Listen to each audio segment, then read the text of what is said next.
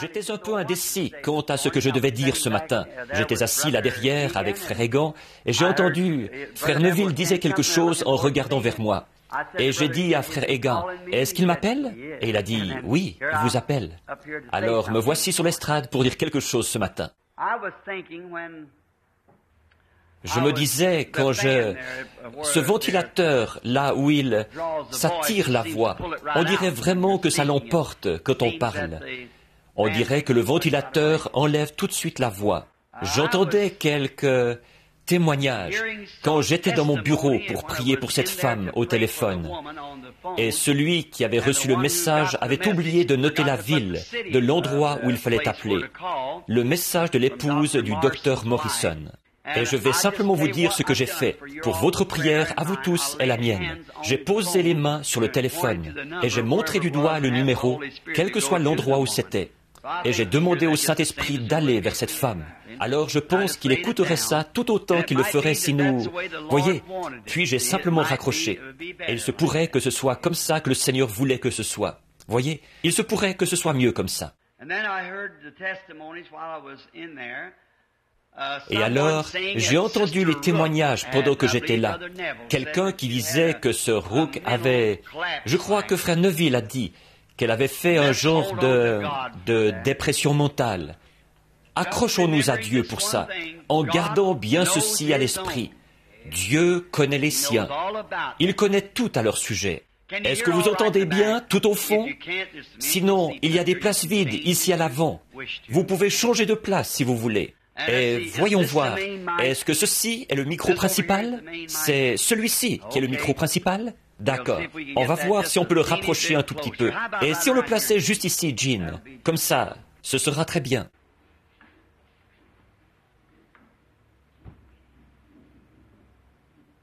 C'est que parfois, je suis un peu enroué. J'ai prêché pas mal. Est-ce que c'est mieux? Est-ce que vous entendez mieux? Alors, nous ne manquons pas de penser à ces gens en prière. Et nous voudrions vous signaler que nous avons eu des réunions glorieuses, là-bas à... Est-ce que c'est ce Rook que je vois?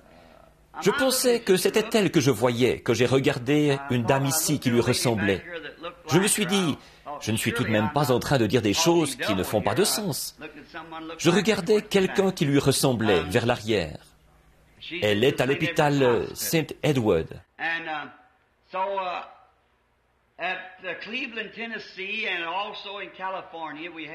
Et donc, à Cleveland, dans le Tennessee, et aussi en Californie, nous avons eu des réunions glorieuses. Le Seigneur a béni abondamment, et il a accompli beaucoup de choses. Et nous sommes heureux de ça. Nous sommes heureux de pouvoir revenir vers les nôtres, raconter la bonté et la miséricorde de Dieu. C'est comme ça qu'il faisait dans la Bible. J'ai apprécié la prière de frère Neville ou de frère Biller, qui a prié pour les gens en demandant de l'aide et de la miséricorde. Et si nous regardons simplement tout au long, on va toujours... Tout ce qui se déroule, on verra qu'il y a quelque chose de vraiment authentique là-dedans.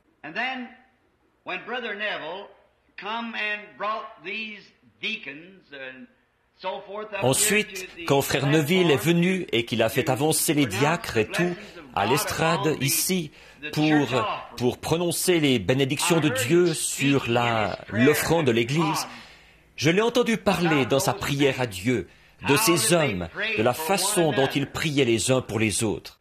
Et ça me fait du bien d'entendre un pasteur qui peut prier pour ses diacres, et les diacres qui, à leur tour, prient pour le pasteur.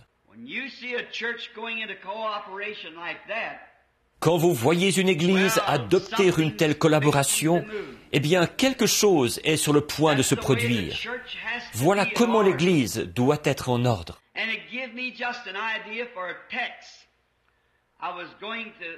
Et ça m'a donné une idée pour un sujet. J'avais l'intention de parler de la bénédiction à Kadès et du refus d'écouter le rapport des espions. Mais alors, je me suis ravisé. Là, j'ai décidé de parler de quelque chose d'autre. Et maintenant, en ce qui concerne la guérison, il y a juste un petit témoignage que je voudrais donner. J'espérais voir mon garçon Billy là derrière, mais il a ça dans sa poche. Et Billy va beaucoup mieux dans les réunions qu'avant. Il était nerveux, bouleversé. Et il parlait un peu comme ceci aux gens. « Oh, va t'asseoir, va t'asseoir !» Il disait « Je te donnerai une carte de prière. » Mais j'ai remarqué dernièrement qu'il y a des gens qui viennent à la réunion qu'il prend vraiment en pitié. S'il ne lui reste plus de carte de prière, alors il les installe dans une pièce pour que j'aille prier pour eux. Il est arrivé quelque chose comme ça à Chicago la dernière fois, et je voudrais lire cette lettre, du moins s'il arrive. Je n'ai pas eu l'occasion de le voir. Il ne savait pas que je viendrais ici ce matin, et que j'aurais besoin de cette lettre. Mais ça m'est simplement venu à l'esprit quand j'ai pensé à tant de maladies. Et voici ce qu'il en est. C'est une lettre recommandée que j'ai lue dans le journal. Non, on me l'a rapporté, que les journaux critiquaient Oral Roberts d'avoir prié pour une femme qui était atteinte du diabète et qui est morte. Et moi, bon, à titre d'Américain, j'aime bien écouter les lois et ceux qui nous dirigent. Mais ça, je pense que ce n'est pas juste. Je me demande s'il voudrait parler dans le journal de tous ceux pour qui Oral Roberts a prié et qui ont été guéris, de ceux que les médecins avaient abandonnés. Je me demande s'il voudrait faire le contraire une fois, voyez-vous. Ça, il ne le ferait pas. Et alors, je me dis que c'est peut-être le diable qui les a tellement embrouillés. Et Dieu permet ça. Alors, au jour du jugement, ils auront à rendre compte de ça. Mais moi, je connais des milliers de gens pour qui Oral Roberts a prié, qui étaient mourants et qui sont rétablis. Donc, voyez-vous, ils sont injustes à ce sujet. Ils vont publier leur point de vue, le point de vue critique, mais ils ne publieront pas l'autre point de vue. Or, le journal est censé tenir le public au courant des événements qui se produisent. Je pense que si les êtres humains sont intéressés les uns aux autres, alors, si quelqu'un est guéri, vraiment guéri, tous les journaux des États-Unis devraient publier cet article-là. Mais on ne peut même pas les engager pour faire ça. Non, présentez-leur quelque chose comme ça. Ils vont ricaner et s'en moquer et refuser ça. Par contre, là, s'il y a quelque chose à critiquer, ça prouve simplement que cette nation est prête pour le jugement. C'est vrai. Forcément qu'il y aura un jugement, et il n'y a pas moyen d'y échapper. Ils ne font qu'amasser des charbons ardents sur leur tête, et tout. Et tellement dissocié du principe. Le principe d'un journal, c'est d'informer le public de tout ce qui se passe, que ce soit bon ou mauvais. Mais ils se sont éloignés de leur principe. Et une fois qu'ils sont éloignés de leur principe, alors ils n'accompliront pas leur but correctement. Et c'est pareil pour l'Église. Une fois que l'Église s'est éloignée de ses principes, elle ne peut jamais servir les saints correctement. Nous devons rester ensemble. Nous devons nous unifier. Nous devons être d'un même cœur, d'un même accord. Sinon, nous ne pourrons jamais servir ni Dieu ni les gens, à moins d'être d'un même cœur, d'un même accord, à soutenir les principes de la Bible et les choses que Dieu a dites, qui sont vraies. Nous devons toujours les soutenir. Billy avait mis dans la pièce à Chicago, quelqu'un était venu vers lui. Une femme avec son mari, qui avait un cancer des poumons, il se mourait. Sa femme était une victime de la polio dans un fauteuil roulant. Et elle essayait de prendre soin d'un homme qui arrivait à peine à se mettre debout, qui avait un cancer au poumon. Et Billy lui a dit, je suis désolé, monsieur. Il a dit, ça me ferait plaisir de vous donner une carte de prière. Et il a dit, mais il ne m'en reste plus une seule. Et il a dit, eh bien, d'accord, fiston. Il a dit, ce n'est pas grave. Il a dit, nous nous sommes efforcés de venir jusqu'ici, mais ce n'est vraiment pas facile pour nous. Billy a dit, je vais vous dire ce qu'il faut faire. Il a dit, je vais aller chercher papa. Je vais le faire entrer, ensuite je vais le faire sortir. Et il a dit, à ce moment-là, dès que vous aurez écouté son message, il a dit, alors prenez votre femme et vous, entrez dans cette petite pièce-là, par laquelle je passe, et je lui demanderai de prier pour vous. Oh, il a dit, c'est un beau geste de ta part, fiston. Je n'en demande pas plus. Voyez, voilà une attitude. Voyez, je n'en demande pas plus. C'est bien, voyez. Et ce soir-là, Billy, quand il est entré là, contrairement même à ce qu'il avait dit, là, il y avait avec lui son beau-frère qui saignait, qui souffrait d'hémorragie pulmonaire, et aussi sa belle-sœur qui saignait à l'estomac. qui avaient des ulcères. Elles étaient entrées là avec eux, en prétextant les aider à entrer. On doit faire attention, sinon on pourrait remplir toute une pièce, voyez-vous. Mais, après être passés là, prier pour eux, nous avons reçu une lettre par la poste, disant que cet homme est parfaitement guéri du cancer des poumons. La femme, son épouse, qui était dans le fauteuil roulant, est sur pied. Elle se déplace aussi normalement qu'avant.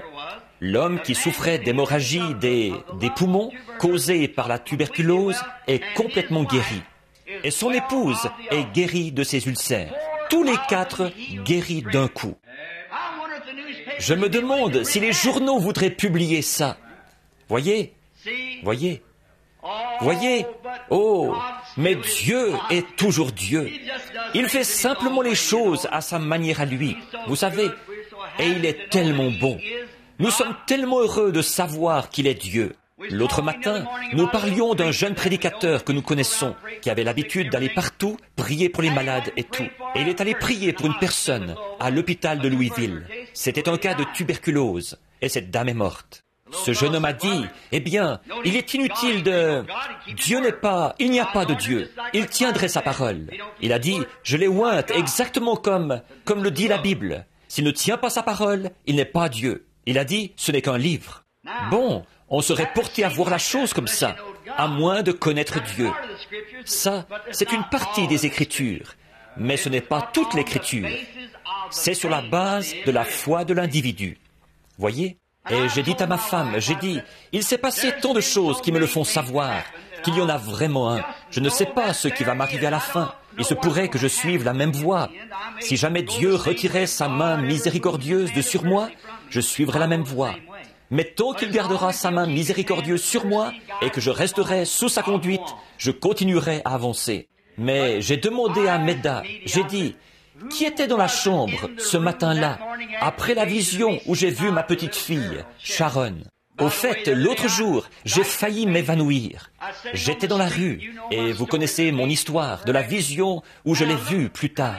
Je regardais, et j'ai vu venir à côté de moi une jeune fille qui descendait la rue, ici, à Jeffersonville, tout à fait identique à cette vision-là.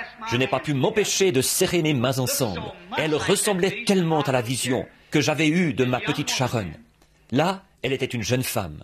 Et après cette vision, ce matin-là, quand, dans la gloire, Hope me disait, elle avait le bras autour de mes épaules. Elle disait, ne te fais pas de soucis pour nous, Bill. Nous sommes mieux comme ça. Je voulais me suicider. Et elle a dit, ne te fais pas de soucis. Promets-moi que tu ne te feras plus de soucis. Et j'ai dit, je ne peux pas promettre ça, Hope, parce que je me fais du souci. C'est plus fort que moi. Et je suis sorti de la vision. J'étais debout dans cette chambre sombre. Et ce n'était pas une vision, ni une imagination, mais son bras était encore autour de moi. Et elle me tapotait. Je me suis dit, un instant là, ceci n'est pas... À cette époque-là, je ne savais pas comment appeler ça, une vision. J'appelais ça une transe. J'ai dit, ceci c'est... Sa main est encore là. J'ai dit, es-tu ici, Hope? Elle a dit, Bill, promets-moi que tu ne te feras plus de soucis pour moi et Sharon, parce que j'étais au bout de ma route. J'étais sur le point de me suicider. J'ai dit, je te le promets. Elle m'a serré dans ses bras et elle m'a tapoté avec sa main. Et puis, j'ai dit, Hope, où es-tu? J'ai avancé à tâtons jusqu'à ce que j'ai saisi la petite chaîne de la lampe et je l'ai tirée. J'ai cherché partout. J'ai inspecté toutes les chaises pour voir si elle y était assise. Il est Dieu aujourd'hui, tout autant qu'il l'était sur la montagne de la transfiguration, quand Moïse et Élie sont apparus. Il est toujours Dieu. Nous pouvons passer par beaucoup de difficultés et d'épreuves. Souvenez-vous simplement qu'il y a quelqu'un qui sait, qui éclaire le chemin, qui rend la chose réelle. Je ne sais pas ce qu'il y a derrière le rideau, mais je sais une chose, je cours vers le but de la vocation céleste. Tous les jours, j'essaie de vivre pour ce grand événement qui aura lieu un jour, quand je le verrai face à face, et que je raconterai l'histoire, sauvé par grâce. C'est pour ce jour-là que je vis, laissant en arrière les choses qui y sont. Je veux courir vers le but, continuer simplement à avancer. Je veux que ce tabernacle, maintenant que vous êtes sur pied, je veux que vous continuiez à courir vers le but de la vocation céleste. Quoi que vous fassiez, soyez fermement attachés les uns aux autres. Ayez l'esprit de clan le plus possible, mais en gardant toujours un bras tendu vers l'extérieur pour aller chercher quelqu'un d'autre pour les faire entrer. Mais quant à cette foi que nous prêchons maintenant et pour laquelle nous combattons, ne vous en éloignez pas d'un pouce. En effet, si vous croyez que je suis son serviteur, c'est ceci le programme de Dieu. Ce ne sera jamais dans la majorité, ce sera toujours dans la minorité. Ça a toujours été et ce sera toujours comme ça. Mais souvenez-vous, il est écrit, « Ne crains point, petit troupeau. Votre Père a trouvé bon de vous donner le royaume. » Maintenant, il y a un groupe de fonctions dans notre Église. Diacres, administrateurs, surveillants de l'école du dimanche, pasteurs, selon l'ordre établi dans notre Église. Et c'est vous-même qui avez élu les frères qui occupent ces fonctions et le pasteur. Moi, je suis simplement le surveillant général. Je suis là pour veiller à ce que tout se déroule bien et pour donner des conseils et ainsi de suite. C'est vous qui élisez votre pasteur, qui élisez vos administrateurs, qui élisez vos diacres, qui élisez chaque fonction qu'il y a dans cette Église. C'est vous-même. Et c'est votre devoir de soutenir ces hommes, voyez-vous, car ils commettront des erreurs. Ce sont des mortels, ce ne sont que des hommes, et ils commettront des erreurs. Mais si le président des États-Unis commet une erreur, est-ce qu'on le renvoie comme président? On oublie ça et on va de l'avant. C'est comme ça que nous voulons faire dans notre Église maintenant. Je l'écoutais prier il y a quelques instants pour les diacres et d'entendre là derrière, à la porte, un témoignage des administrateurs, que vous êtes tous d'un même accord. Maintenant, restez comme ça. Maintenant, vous les membres, soutenez ces administrateurs, ces diacres et ce pasteur. Et souvenez-vous, une fois que vous êtes unis comme ça, souvenez-vous que c'est le rôle du diable de faire en sorte que cette unité soit brisée. Or, ça l'a toujours été et ça le sera toujours. Mais vous, soutenez vos frères qui occupent ces fonctions. C'est de ça que je voulais parler. Et puis, j'ai aussi ici quelque chose pour le tableau d'affichage ce matin, concernant les réunions des conseils et les pouvoirs de ceux-ci. On mettra ça sur le tableau d'affichage. J'en ai une copie pour frère Robertson, qui est président des administrateurs. Et j'en ai aussi une copie pour frère Collins. Je pense qu'il fait fonction de président du conseil des diacres. Et maintenant, toutes ces fonctions sont établies conformément à l'Écriture. Ils doivent avoir les règles bibliques de ce qu'ils doivent faire. Par conséquent, les administrateurs ont leur fonction à eux, et les diacres ont leur fonction à eux. Le surveillant de l'école du dimanche a sa fonction à lui, et le pasteur est le chef du troupeau. Or, ils ont, selon chacune de ces fonctions, des choses en commun. Alors je pense que vous ne devriez pas avoir vos réunions ensemble, mais séparément selon chaque fonction, parce que les diacres n'ont rien à dire aux administrateurs, à moins d'avoir quelque affaire à leur soumettre. Et vice-versa, les administrateurs sont responsables des finances et de ce qui concerne le bâtiment. Ils n'ont rien à voir avec les diacres. Les diacres sont les policiers de l'Église et les assistants du pasteur, et les administrateurs sont responsables de tous les biens. Les administrateurs n'ont rien à voir avec le côté spirituel, et le diacre n'a rien à voir avec le côté financier. Par conséquent, ça doit être, et le surveillant de l'école du dimanche est responsable de son école du dimanche.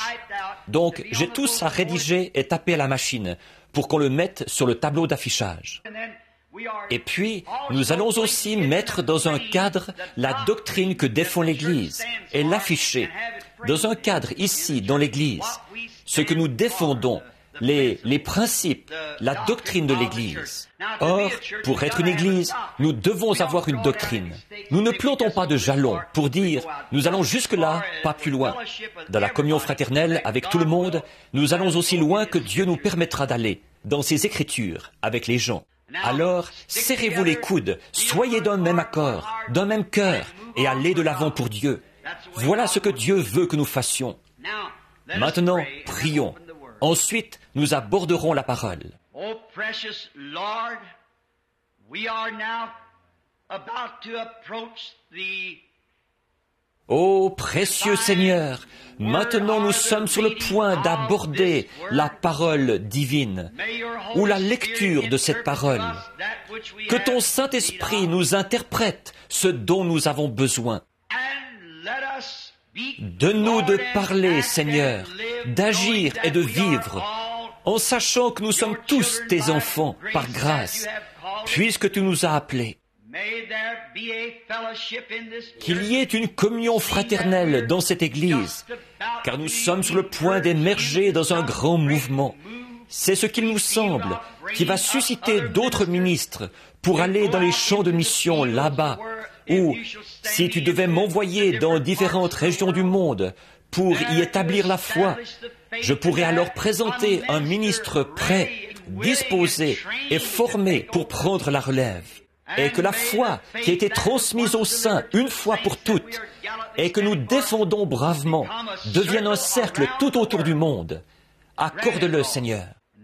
Que ce petit tas de mauvaises herbes, c'est ce qu'il était le jour où nous te l'avons consacré. Qu'ici une église prenne naissance, Seigneur, d'où sortiront des ministres, des évangélistes, des docteurs et des missionnaires, qui iront vers toutes les régions du monde. Nous voudrions demander ce matin une bénédiction spéciale pour notre frère et notre sœur Stricker, qui souffrent en ce moment. Mais nous savons que nous devons tous subir ces épreuves. Chaque fils qui vient à Dieu doit être châtié, mis à l'épreuve. Si nous abandonnons facilement et que nous faisons demi-tour, alors nous sommes des enfants illégitimes et non les enfants de Dieu. Donne à frères et sœurs Stricker la force et la puissance pour qu'ils restent à leur poste, quitte à devoir mendier leur nourriture, mais que ta main bénissante soit sur eux. En effet, nous ne savons pas, mais il se pourrait que ce soit grâce à cet effort même que tu montres aux autochtones de l'Afrique ce qu'est un vrai chrétien. Accorde-le, Seigneur. Maintenant, que tout cela se fasse selon ta volonté. Bénis ce pasteur, frère Neville. Nous te prions, Seigneur, de faire de lui un berger du troupeau, comme tu l'as fait dans le passé. Et nous n'oublions pas sa charmante petite épouse, qui est très malade. L'ennemi voudrait laisser frère Neville avec ce groupe d'enfants, sans mère. Mais nous nous tenons là et nous plaçons par la foi le sang de Jésus-Christ entre cet ennemi et notre sœur. Que ton esprit, Seigneur, soit grand sur elle, sachant que toutes les femmes sont destinées à traverser cette vallée, des ténèbres de cet âge. Mais nous te prions d'être avec elle. Bénis ces petits-enfants. Elle sera nerveuse maintenant et agitée, mais que le Saint-Esprit soit à la porte de la miséricorde en tout temps pour cette famille. Bénis notre conseil des administrateurs, notre frère Wood et notre frère Egan, frère Robertson et tous les autres, Seigneur, les diacres, les administrateurs et tous ceux qui œuvrent ensemble dans l'Église. Nous te prions, Seigneur, de leur donner d'exercer leur mandat dans la sainteté et la justice. Bénis, Seigneur, ceux qui ont exercé des fonctions dans le passé. Et nous te prions de continuer à être avec nous tous, de sorte qu'on nous connaisse comme une Église qui œuvre dans l'unité, dans l'esprit et dans l'amour du Seigneur. Nous te prions maintenant de nous dispenser la parole, selon nos besoins, alors que nous lirons dans ta parole écrite, car nous le demandons au nom de Jésus. Amen.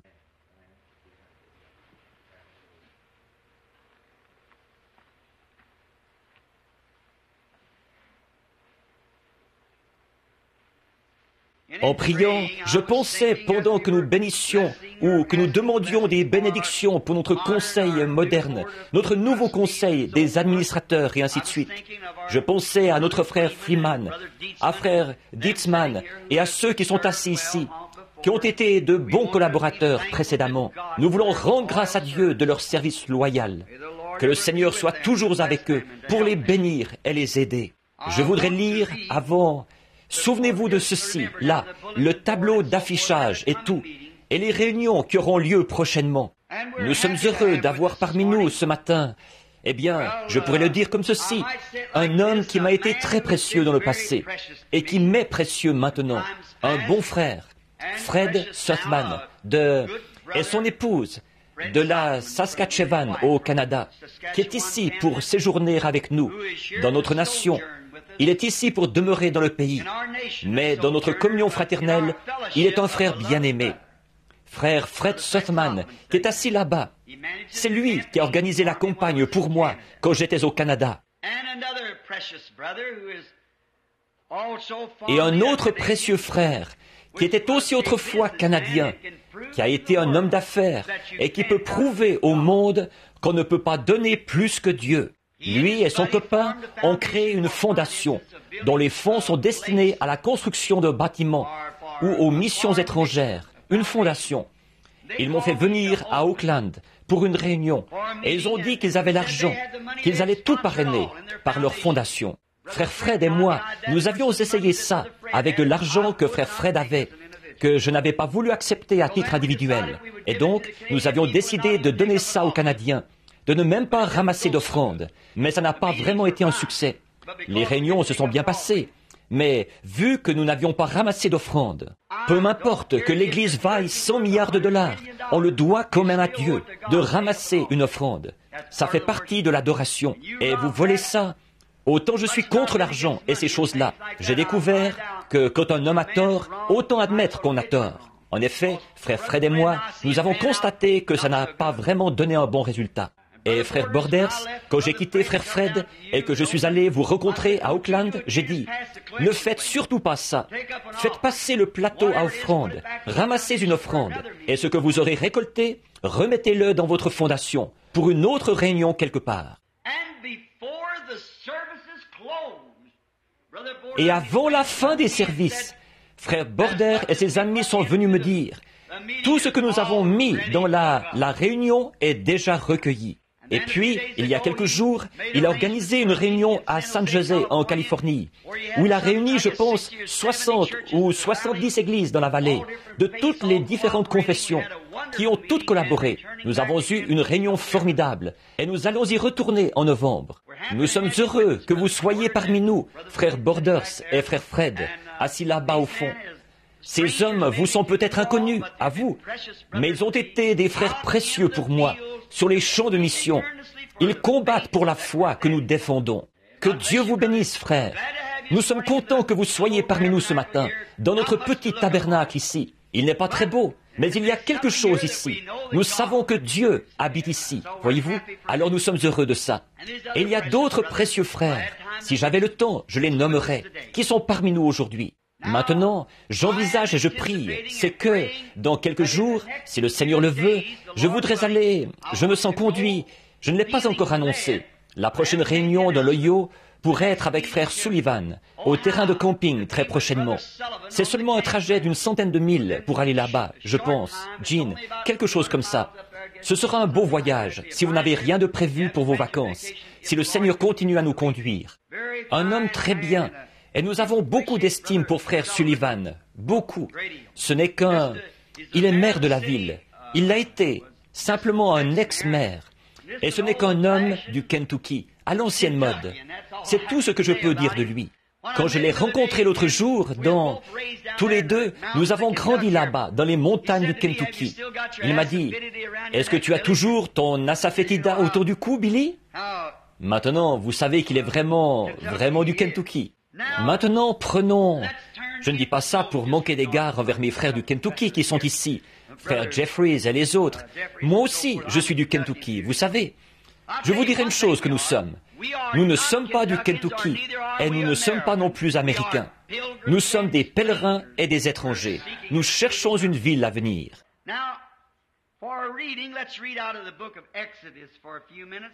Maintenant, pour la lecture, lisons dans le livre de l'Exode pendant quelques instants.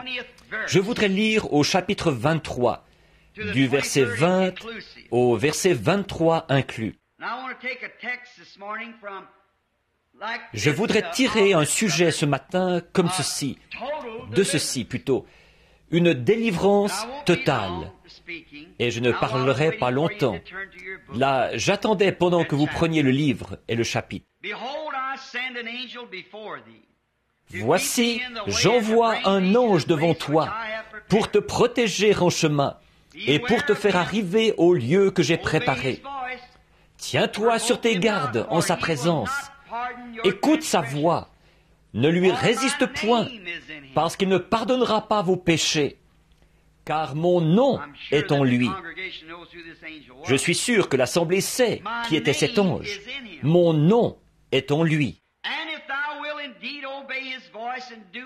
Et si tu écoutes sa voix, et si tu fais tout ce que je te dirai, je serai l'ennemi de tes ennemis et l'adversaire de tes adversaires.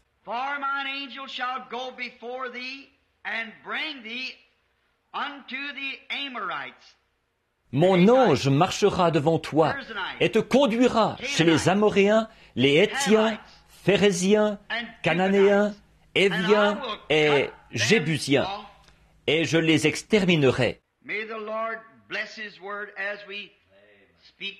Que le Seigneur bénisse sa parole, alors que nous parlerons maintenant pendant quelques instants, s'il vous plaît. Je réfléchissais sur ce sujet d'une délivrance totale.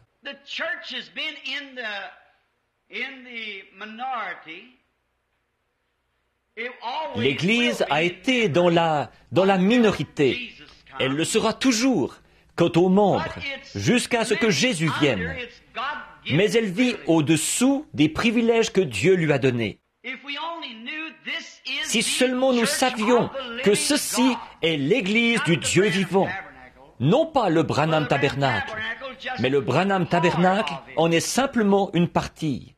Il y a d'autres tabernacles semblables d'un bout à l'autre du pays. Frère Snelling, ce soir, il va avoir un service de baptême. J'ai oublié, frère Curtis m'avait dit d'annoncer ça, ou il m'avait dit hier qu'il allait faire ça. Il va avoir un service de baptême. Et s'il y a quelqu'un ici qui n'a encore jamais été baptisé, eh bien, frère Snelling serait heureux de le faire ce soir. C'est au tabernacle de la sainteté à Utica. Et frère Junior Jackson à New Albany. Et il y a beaucoup d'églises semblables d'un bout à l'autre du pays. Mais nous vivons tous, on dirait, plus ou moins comme si nous étions vaincus.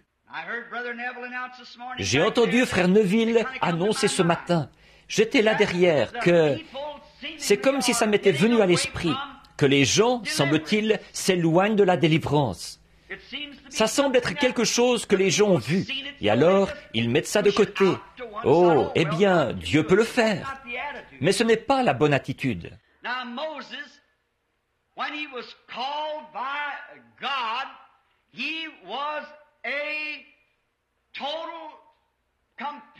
Moïse, là, quand il a été appelé par Dieu, il était un prophète total, complet.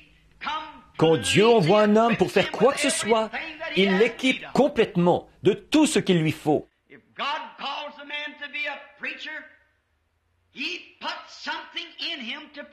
Si Dieu appelle un homme à être un prédicateur, il met quelque chose en lui, ce qu'il faut pour prêcher.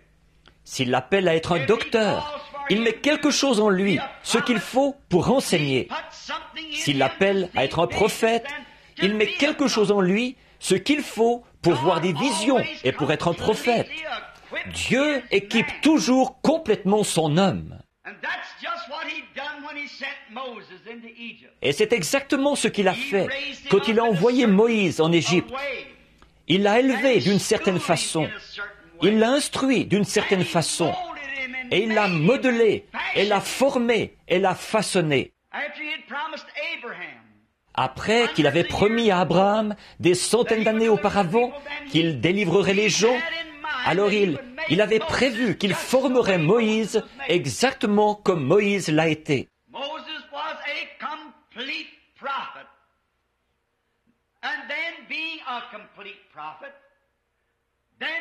Moïse était un prophète complet.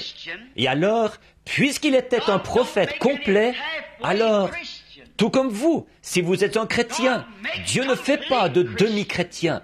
Dieu fait des chrétiens complets.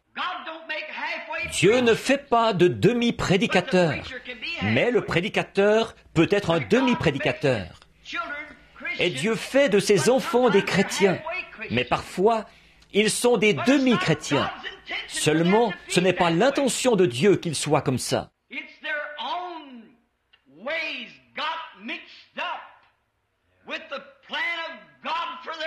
Ce sont leurs propres voies qui se sont mêlées au plan de Dieu pour leur vie.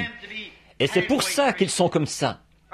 Dieu ne veut pas qu'ils soient des demi-chrétiens ou des demi-prédicateurs, faisant des compromis de part et d'autre, ou il veut qu'ils se tiennent complètement à la brèche.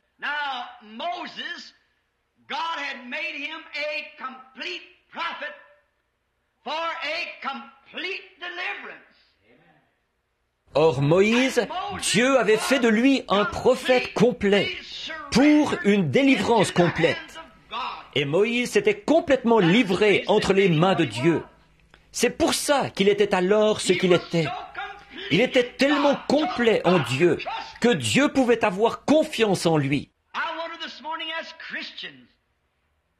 Je me demande ce matin si, comme chrétiens, nous avons abandonné notre propre volonté et si nous nous sommes complètement abandonnés à Dieu, à tel point que Dieu peut avoir confiance en nous dans la position où il nous a placés. Je me demande ce matin si moi-même je pourrais être tellement abandonné à Dieu que Dieu pourrait avoir confiance en moi, pourrait avoir confiance en Frère Neville, pourrait avoir confiance en notre conseil des administrateurs, en notre conseil des diacres ou aux membres de notre Église. Nous avons tous une place et nous avons un devoir.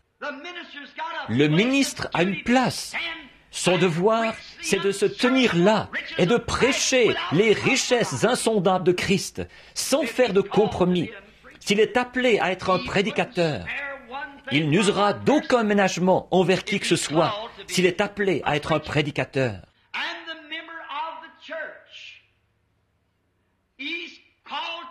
Et le membre de l'Église, il est appelé à être un membre de ce groupe-là. Alors, il ne fera aucun compromis. Si l'Église croit qu'on ne doit pas jouer à des jeux d'argent, alors ce membre ne devrait jamais toucher à un jeu de cartes. Nous ne croyons pas à la boisson. Il devrait tourner la tête complètement de la boisson. Si nous ne croyons pas au jeu d'argent, ni au tabac, le membre de cette Église-là ne devrait jamais toucher à une telle chose. Dieu donne une délivrance complète.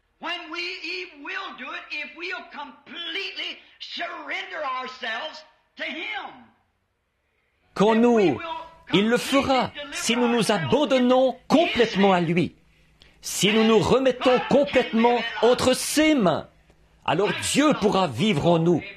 Christ, l'espérance de la gloire, il pourra se refléter en nous, alors que nous nous enlèverons du chemin. Alors nos pensées seront ses pensées. Pouvez-vous vous imaginer Christ en train de fumer un cigare? Pouvez-vous vous imaginer Christ en train de prendre un verre ou de jouer aux cartes? Alors, si votre esprit est une partie de son esprit, il veut qu'il en soit ainsi par votre confession. Mais vous permettez au diable d'entrer et de prendre le contrôle. Et pendant tout ce temps, tout au fond de votre cœur, vous savez que vous avez tort quand vous faites ces choses.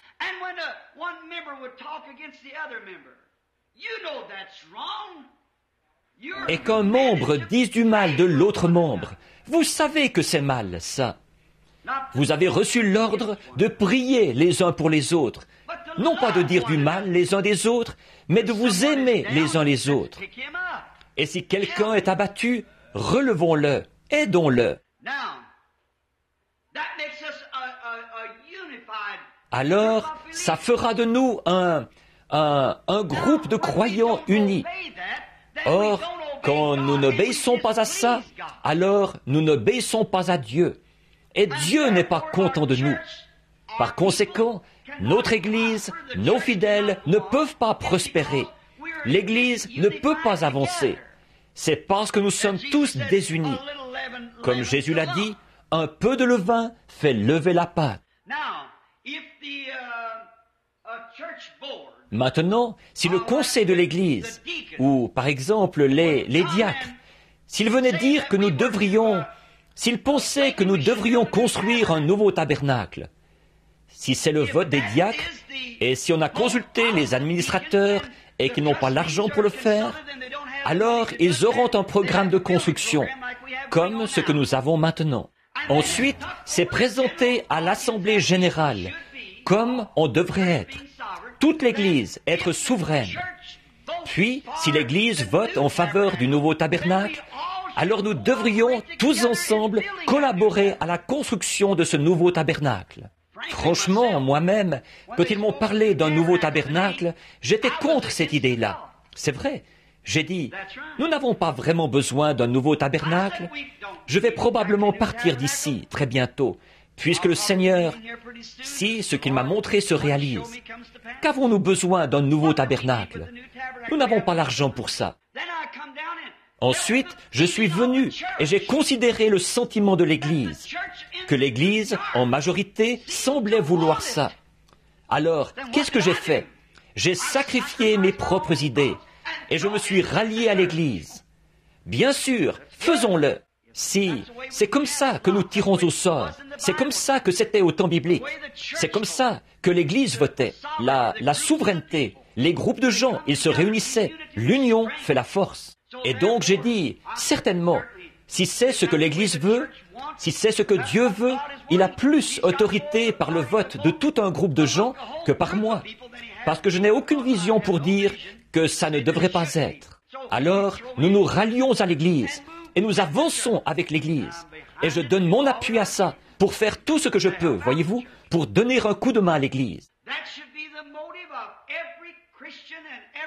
Ça devrait être le motif de chaque chrétien et de chaque personne dans l'Église.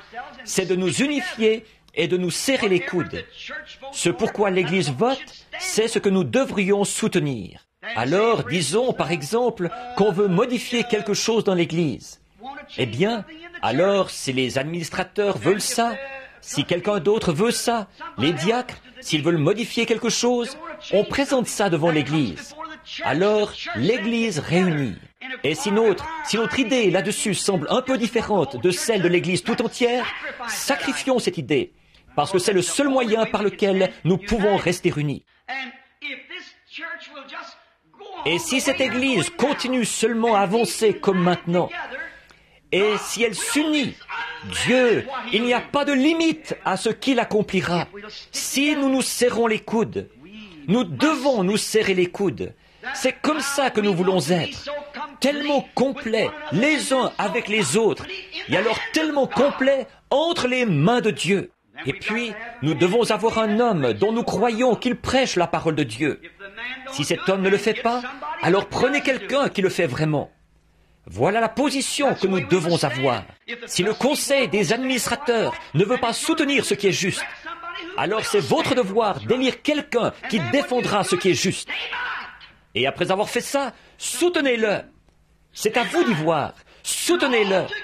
Et tous ensemble, nous défendons une seule cause, c'est Dieu. Si un membre commet une erreur, ne le repoussez pas. Aidez-le. Relevez-le. Réunissez-vous. Ayez un entretien les uns avec les autres. Voilà ce que l'Écriture dit. Quand nous commettons une erreur, allons auprès de Dieu. Avant d'aller auprès de Dieu, nous devons aller auprès de la personne que nous avons offensée. J'ai dû faire ça dernièrement. Je sais que j'avais mal agi. J'avais menti. J'avais incité ma femme à mentir. Je crois que je vous en ai parlé, ici à l'église. C'était il y a quelques jours, il n'y a pas longtemps, il y a à peu près 6 semaines de ça. Les avocats m'avaient tellement perturbé avec cette enquête que je ne savais plus trop où j'en étais. Je venais de rentrer du bureau pour dîner. Le numéro de téléphone privé a sonné et Meda est allée répondre au téléphone. Elle a mis sa main sur le combiné, elle a dit « C'est encore les avocats ». J'ai dit « Je ne pourrai pas endurer une autre soirée de ça. On dirait que je suis en train de perdre la tête. Je perds la raison. Ils me pressent par ici, par là, par ici. » J'ai dit « Je ne peux pas supporter ça ». Je me suis levé d'un bond, j'ai dit « Dis-leur que je ne suis pas là ». Et je me suis précipité derrière la maison. Quand je suis revenu, Meda est très consciencieuse pour ces choses. Elle est venue me voir à la porte. Elle était au bord des larmes. Elle a dit « Bill, est-ce que c'était la bonne chose à faire?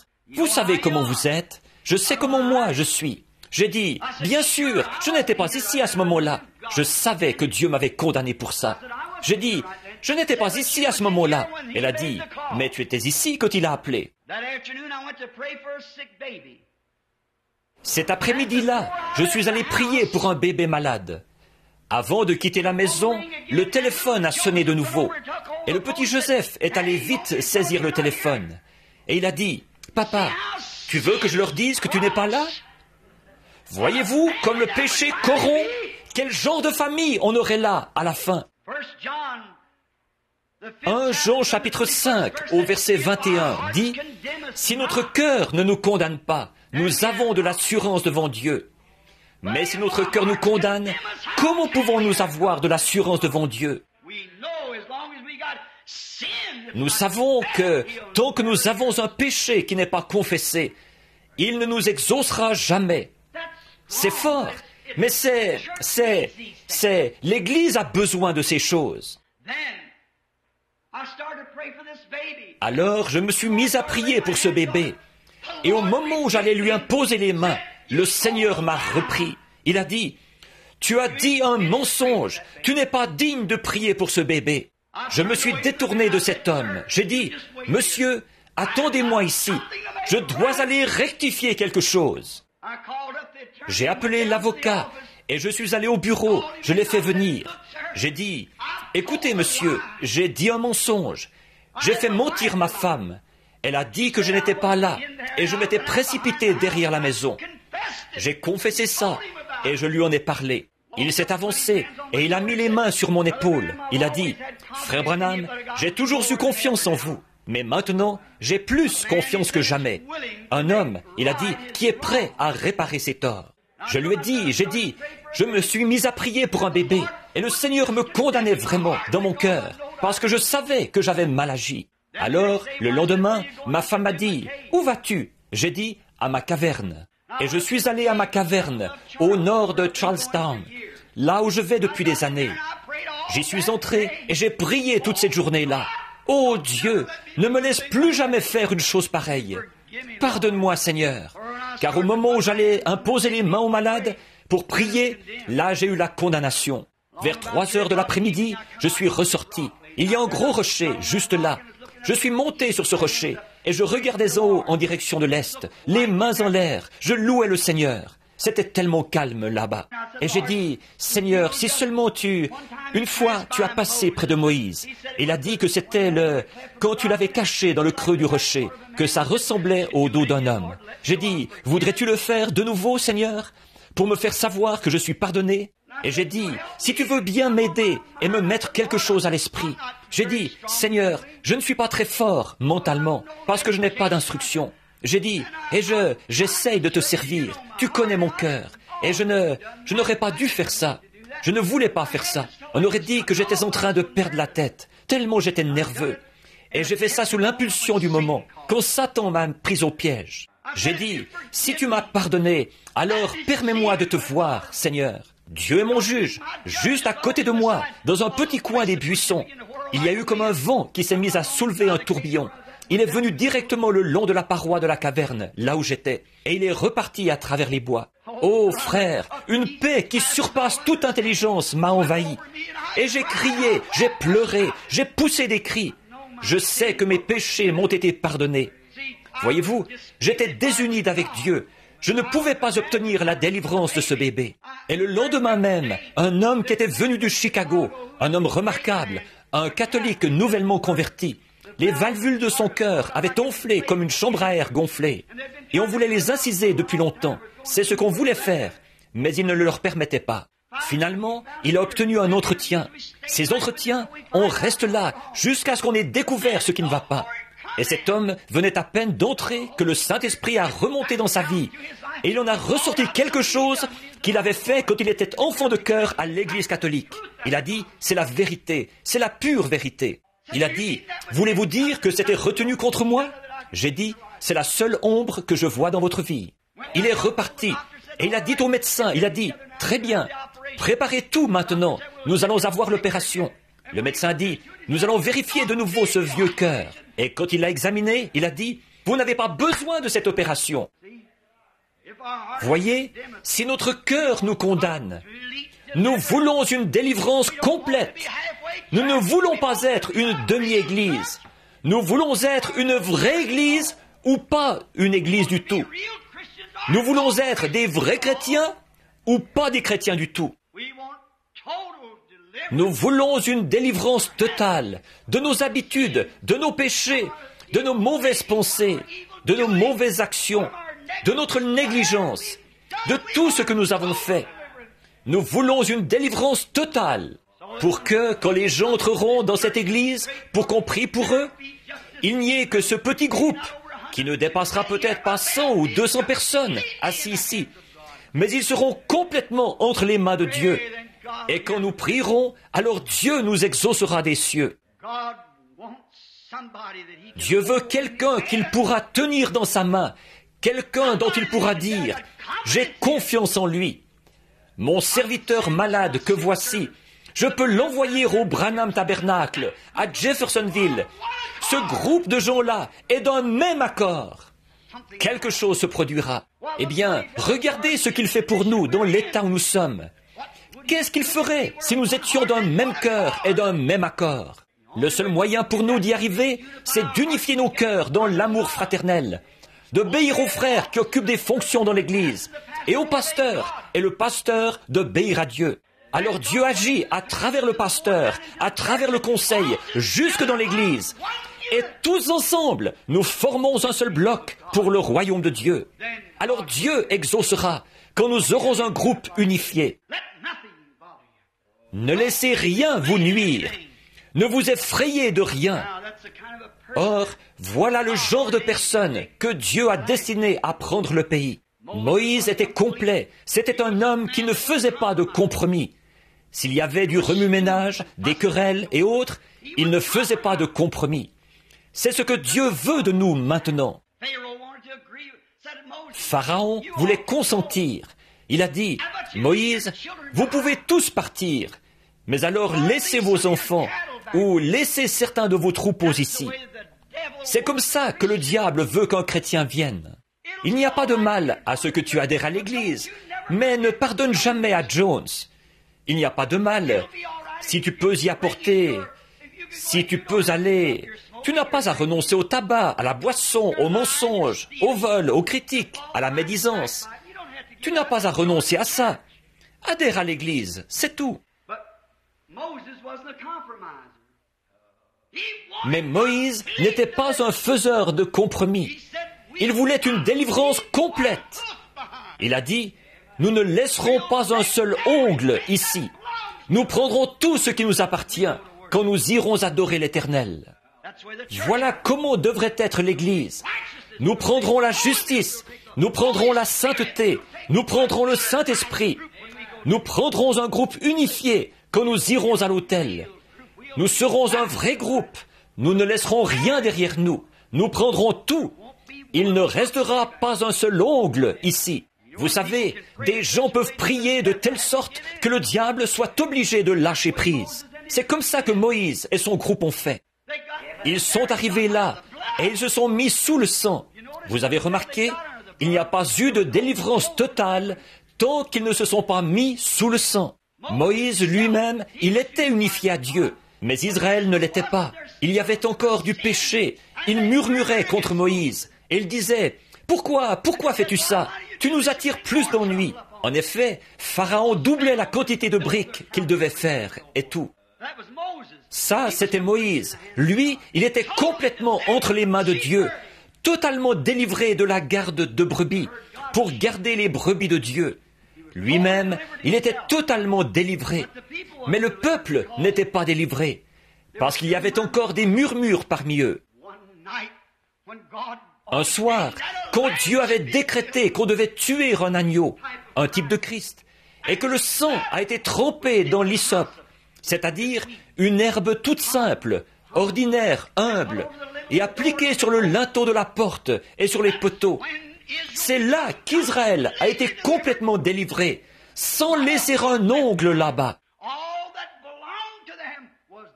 Tout ce qui leur appartenait a été délivré. Leur famille, leurs bien-aimés et tout ont été délivrés quand ils se sont mis complètement sous le sang. C'est là que l'Église sera complètement délivrée. Quand tout aura été mis sous le sang, quand vos péchés auront été mis sous le sang, quand votre tabac, quand vos jeux d'argent, quand votre tricherie, quand votre vol, quand votre mensonge, quand tout aura été mis sous le sang, alors il y aura une délivrance totale. Si vous avez fait du tort à quelqu'un, réparez ça. Vous ne pouvez pas apporter ça sous le sang. Ça n'y restera pas. Vous ne pouvez pas l'apporter. Quelque chose vous empêchera de le faire. Quand votre moi aura été complètement, totalement mis sous le sang, il y aura une délivrance totale. Alors vous connaîtrez une liberté que vous n'aviez jamais connue auparavant. Quand tout aura été mis sous le sang, soumis au royaume de Dieu, alors il y aura une vraie délivrance. Jesus was completely, totally man. He could cry like a man. He could eat like a man. Jésus était complètement, totalement homme. Il pouvait pleurer comme un homme. Il pouvait manger comme un homme. Il pouvait être fatigué comme un homme. Il était complètement, totalement homme dans son être physique. Et dans son esprit, il était complètement, totalement Dieu. Alors, il a soumis sa chair à l'esprit qui était en lui. Voyez-vous, il a été tenté de toutes les manières, comme nous. Il était un homme, pas un ange. Il était un homme. Il a eu des désirs et des tentations, exactement comme nous en avons. La Bible le dit. Il était un homme, pas un ange au-dessus de la tentation. Hébreux 1 dit qu'il a été, Hébreux 1:4 dit qu'il a été abaissé au-dessous des anges. Il était homme, complètement homme. Alors Dieu a pris un homme complet pour produire une délivrance totale. Et il l'a rempli de son esprit. Le Saint-Esprit était en lui sans mesure. Et il a été tenté comme nous avons été tentés. Il était complètement Dieu. Il l'a démontré quand il a ressuscité les morts, quand il a arrêté la nature, les mers mugissantes et les vents violents. Quand il a parlé aux arbres et tout, ils lui ont obéi. Il était Dieu à l'intérieur. Et il aurait pu être un homme, car il était effectivement un homme. Mais il s'est totalement et complètement remis comme homme entre les mains de Dieu pour être au service de Dieu. Et il est notre exemple. Nous sommes des hommes et des femmes. Nous sommes aussi des chrétiens. S'il est notre exemple, remettons-nous complètement entre les mains du Saint-Esprit, afin d'être des sujets du royaume de Dieu. Il était totalement homme, il était totalement Dieu, mais il a abandonné ses parties naturelles et ses parties physiques, sa propre pensée, ses propres actions, ses propres soucis, et je fais uniquement ce qui est agréable au Père. Voilà, totalement délivré des êtres humains. Les sacrificateurs sont venus vers lui. Les grands hommes, ils disaient, « Rabbi, telle et telle chose. » Et ils ont essayé de l'acheter pour qu'il adhère à leurs affiliations et à leur dénomination. Mais il a été totalement délivré parce qu'il s'était confié en Dieu. Le psalmiste n'a-t-il pas dit, « Tu le délivreras, car il s'est confié entièrement en moi. » Voyez, je délivrerai mon unique des chiens parce qu'il s'est confié en moi. À l'heure où nous arriverons à la fin du voyage de la vie, c'est ce que je désire pour la mienne. Je sais que c'est ce que vous désirez pour la vôtre. Je désire qu'ils disent, « Je le délivrerai des mâchoires de la mort, car il s'est confié en moi. Je le délivrerai de la tombe, le matin de la résurrection. Je le délivrerai totalement, âme, corps et esprit, parce qu'il s'est confié en moi. » Toutes les œuvres de Jésus étaient complètes. Tout était complet. Il délivrait totalement. Il a totalement délivré le lépreux de la lèpre.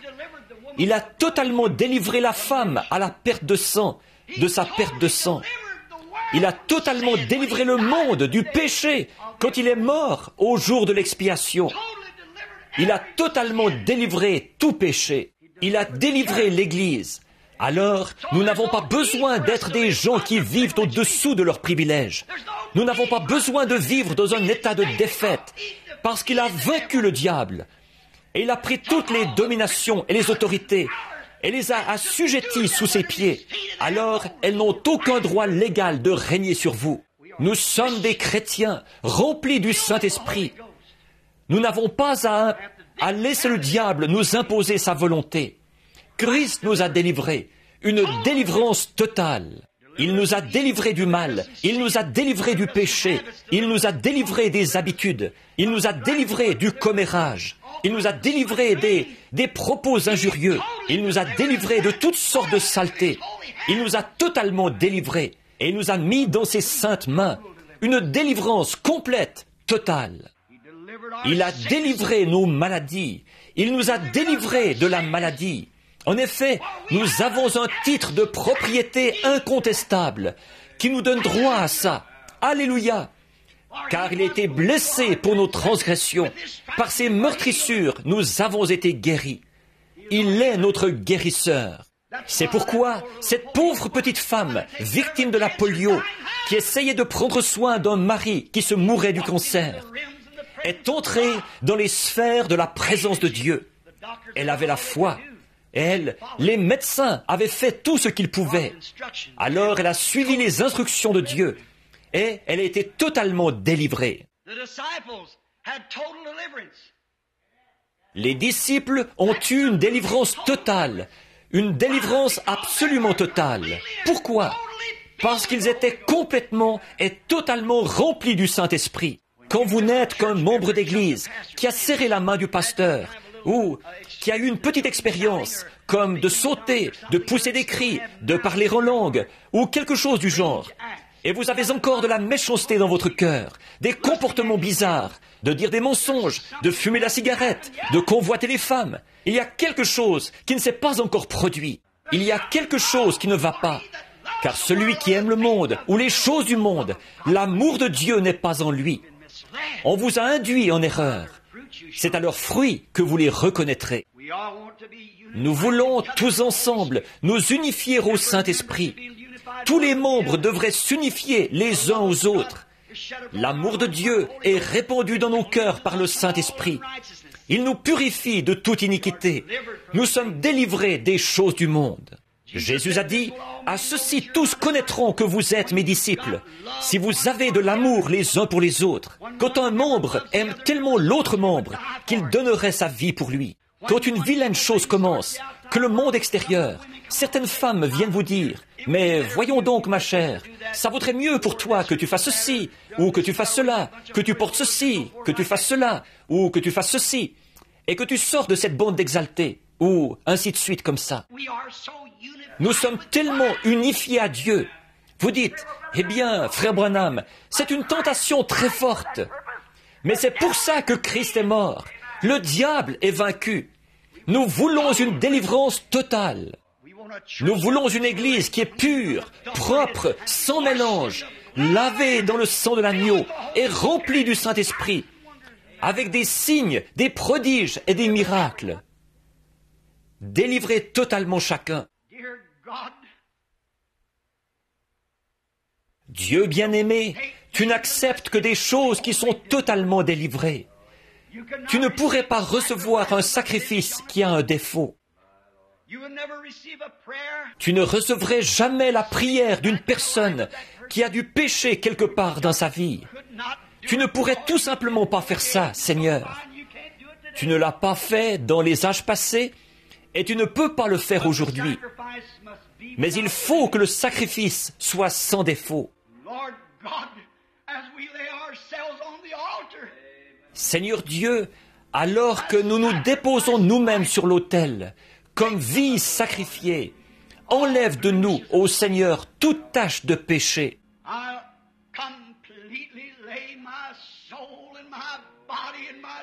Je dépose complètement mon âme, mon corps, ma force, mes efforts, avec cette Église ce matin sur l'autel. Purifie-nous par ton sang et pardonne-nous tous les péchés que nous avons commis. Et que le glorieux Saint-Esprit demeure en nous en abondance.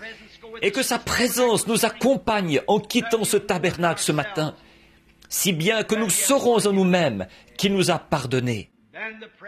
Alors la prière sera « Pardonne-nous nos offenses, comme nous aussi nous pardonnons à ceux qui nous ont offensés. » Accorde-le, Seigneur.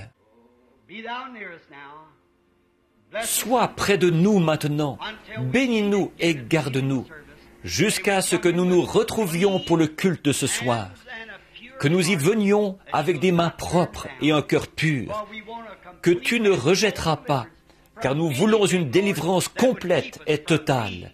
Seigneur, de tout ce qui nous empêcherait d'être la lumière du monde, une lampe qui est placée sur une montagne, non pas sous le boisseau, mais une lampe qui est placée sur la montagne, qui donne la lumière pour guider les pas des gens sur le droit chemin. Accorde-le, Père. Nous le demandons au nom de Jésus et pour sa gloire. Amen.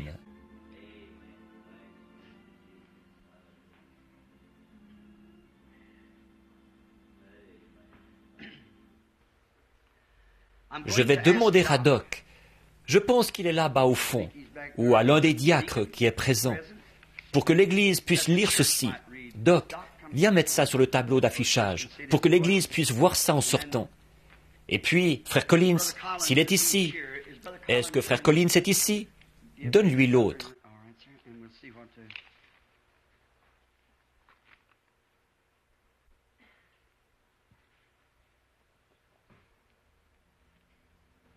Très bien, monsieur.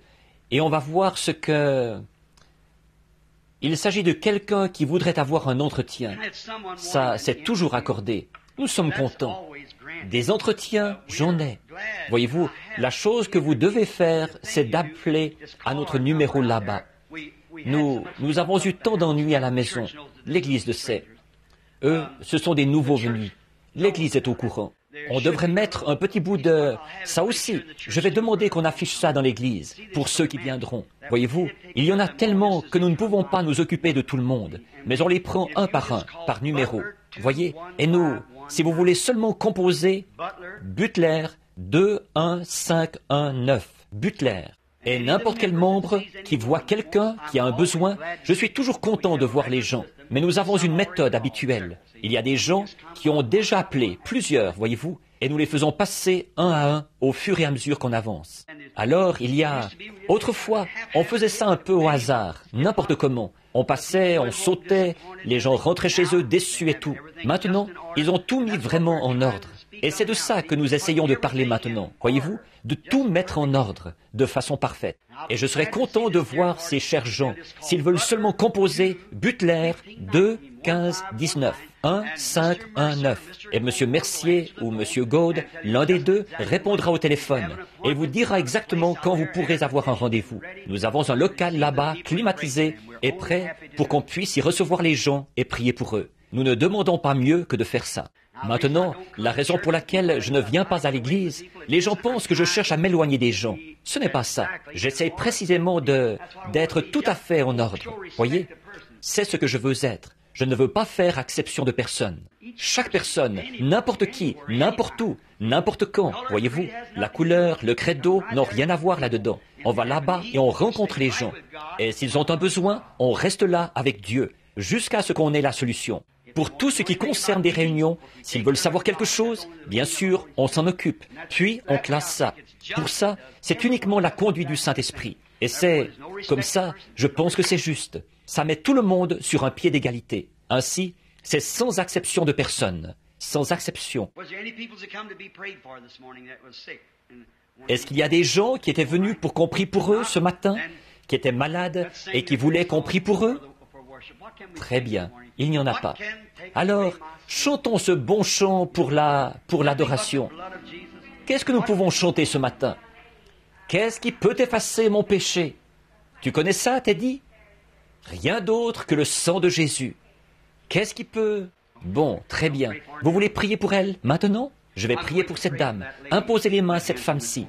Voudriez-vous courber la tête avec moi? Alors, tranquillement, là. Dieu bien-aimé, il y a une dame qui est très malade. Notre sœur présente son corps, même pour enlever un cancer des autres, à se tenir à la brèche pour les autres. Mais tu l'as délivrée de ça, Seigneur, il y a quelques jours, quand ces choses ont été connues.